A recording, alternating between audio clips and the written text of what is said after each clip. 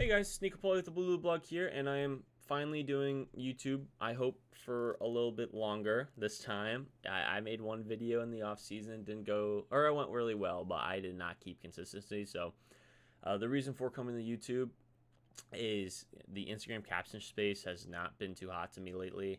I type out a lot of stuff in my notes and I copy and paste and throw it on Instagram, and it's too long, so I had to delete a lot of stuff. So hopefully, to voice my full opinion and thoughts on each game and how the Blues are doing, I come here to YouTube where I could have unlimited time to talk whatever. So let's get into it.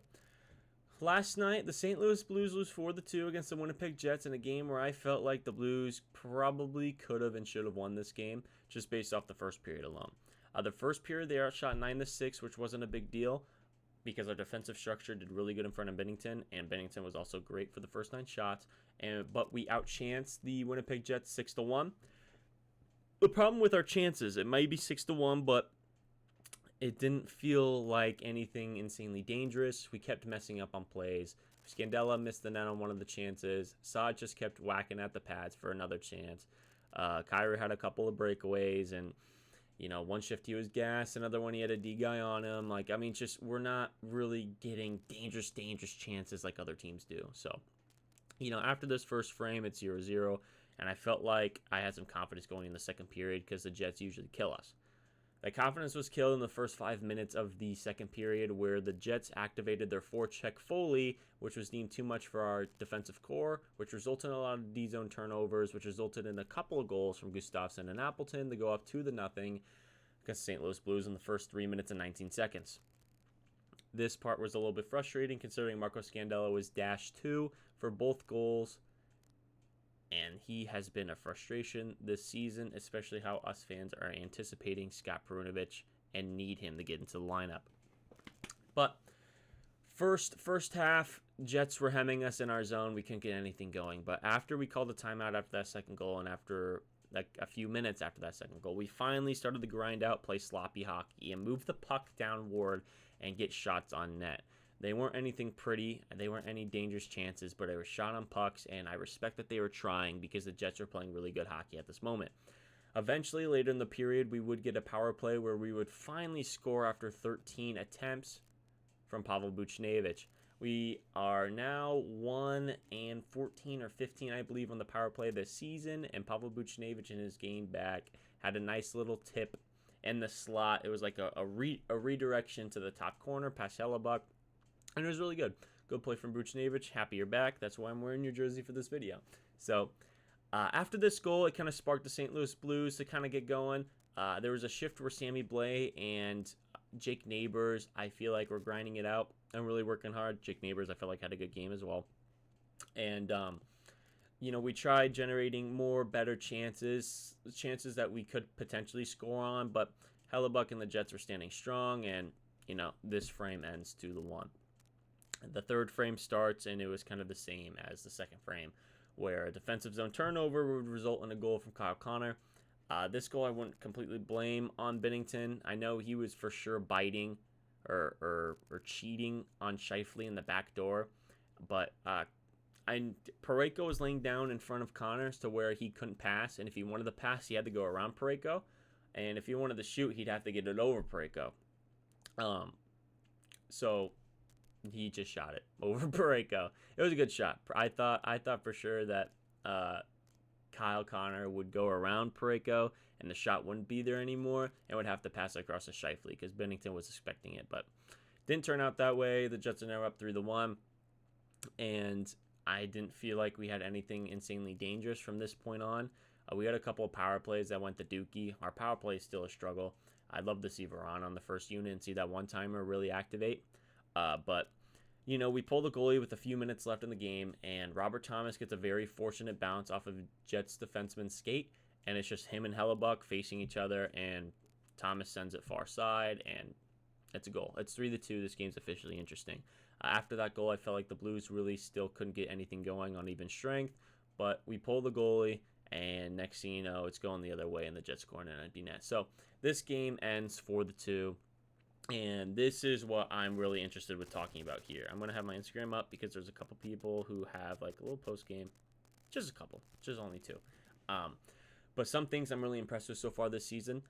Colton Parayko, I feel like, has been playing great. I'm really impressed with Colton Parayko's play in the defensive zone, and it's really nice to see him activate. I felt like a goal last game against the Pittsburgh Penguins for Parayko was really well deserved, and I'm excited to see more of him this season and see what he could do. Jordan Kyrou offensively, I feel like has been a stinker. I haven't seen much from him offensively yet, but defensively, I'm impressed. He's getting his sticks in lanes. He's even throwing the body. I saw some half-ass hip check. I know he doesn't know how to hip check, but you know what? I appreciate the effort, Kyrou, because that was awesome. But Kyrou, I feel like, has been a lot better defensively, which is really promising to see, considering we have him for another 8 more years. Torrey Krug this game had a good game. I felt like in all 3 zones he was solid, tried activating, tried getting shots on net, passing the puck, moving the puck pretty well. And he also had a really good defensive play, I feel like, on a 2-on-1 where he laid down and blocked a good chance. So, Torrey Krug, good game. Bad games. Kevin Hayes. Kevin Hayes defensively has been a struggle so far, and the transition coming from Philadelphia to St. Louis has been an issue for Kevin Hayes. Which isn't a big deal. You know, it'll take some time for players to come into a new city for a new team, and it's just a different culture. He'll learn. I'm not too worried about Kevin Hayes because he's got plenty of time. Someone who I'm very upset with right now is Marco Scandella. This game, he was dashed 2 for the first 2 goals against, and one of them were for sure his fault. Buddy was just sleeping on the job right there, and probably could have stopped the chance on that first goal, which if he stopped that chance on the first goal would have been probably maybe a completely different game. You never know. If the Jets don't go up 1-0, then they don't have the momentum to score another one right afterwards. So, you know, off that, who knows, right? Scandella so far this season has been a big struggle, and the fans so far want to see Scott Perunovich. Obviously, Scott Perunovich is a Hobey Baker winner in 2018, one of our best prospects, has been injury prone, but has never really had a chance to play NHL time. And it's frustrating to see because he's a 25-year-old defenseman, puck-moving offensive defenseman, and we need some offense. So I would love to see him in the lineup. Maybe next game against Calgary on Thursday or tomorrow. So, you know, that's all my thoughts, and I got a couple of things on my Instagram story because I feel like it'd be kind of fun to interact with the fans with the YouTube videos too. So, Grant Wildman27 responded to my question sticker. Do you think Chief will switch to Bortuzzo and Perunovich after the back-to-back goals? Bortuzzo, I would say, would stick as a 7th defenseman and probably sit out, but I hope and feel like we will still see Perunovich come in soon. I mean, we all know Scandella has been really dookie buns, and we need some offense. We really need some offense, and what better than Perunovich coming into the lineup, right? So that's where I stand on it. And this kid DMs me all the time. Like, we talk all the time. And so ignore his Instagram handle. But Dvorsky is still a bust. Responded to your question sticker with, what's wrong with the power play? We're struggling to get dangerous chances. One thing I do like about the power play from this game, I really like the low to high aspect. Before, it was just around the perimeter. We didn't really get low, but now we're really utilizing behind the net a lot more and, you know, wrapping it around. So we're using the entire ice, getting the Jets moving, trying to get them worn out, and then trying to get shots on net. Something that I would like to see that I noted earlier is Jakub Vrana. I feel like he should get a chance at the first unit on the power play. Maybe take Kyrou off and move Thomas to the left side, and maybe move Buchnevich from behind the net. So we'll have Buchnevich behind the net, Schenner in front of the net. Then we'll have Thomas, Vrana, and Krug at the top. And just kind of move it around because you got good puck movers like Buchnevich, Thomas, and Krug that can kind of cycle that puck to Vrana. And Vrana's got a monster shot on the power play. So, you know, it's just a suggestion from a fan's point of view. I mean, these guys have their own little strategy that I think they're implementing into the power play that they think they might work. So they can do whatever they want to do.